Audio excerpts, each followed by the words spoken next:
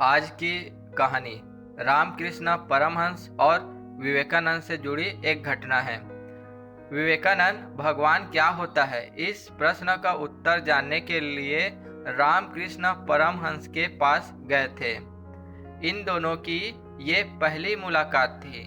विवेकानंद परमहंस से काफी प्रभावित हुए थे, इस कारण वे उनके शिष्य बन गए।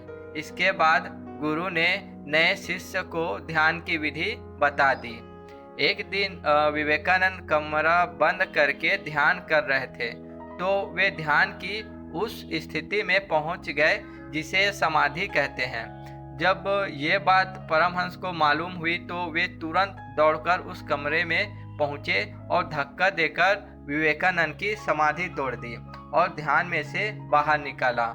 वहाँ कुछ और शिष्य भी मौजूद थे। उन्होंने पूछा कि आप कहते हैं कि ध्यान करना चाहिए, और जब विवेकानंद ध्यान करते हुए समाधि में पहुंचे तो आपने उनका ध्यान क्यों तोड़ दिया?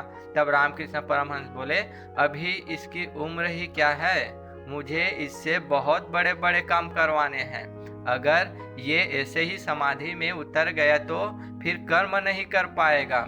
इसे तो अभी अपने ज्ञान को कर्म से जोड़ना है, पूरी दुनिया में धर्म का प्रचार करना है, लोगों को नैतिकता सिखाना है। हमें एक सीमा तक ही ध्यान करना चाहिए। गहरी समाधि में इतना नहीं उतरना है कि हम अपनी योग्यता का सही उपयोग ही नहीं कर सके।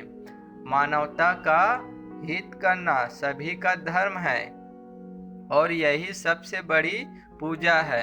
रामकृष्ण परमहंस की इन्हीं बातों की वजह से दुनिया को विवेकानंद जैसा सन्यासी मिला। तो इस कहानी से हमें ये सीख मिलती है कि हमें जीवन में धर्म और कर्म का संतुलन बनाए रखना चाहिए। ध्यान और सामाजिक जीवन में भी ये सही तालमेल होना चाहिए। यही बात रामकृष्ण परमहंस ने विवेकानंद को समझाई थी। धन्यवाद।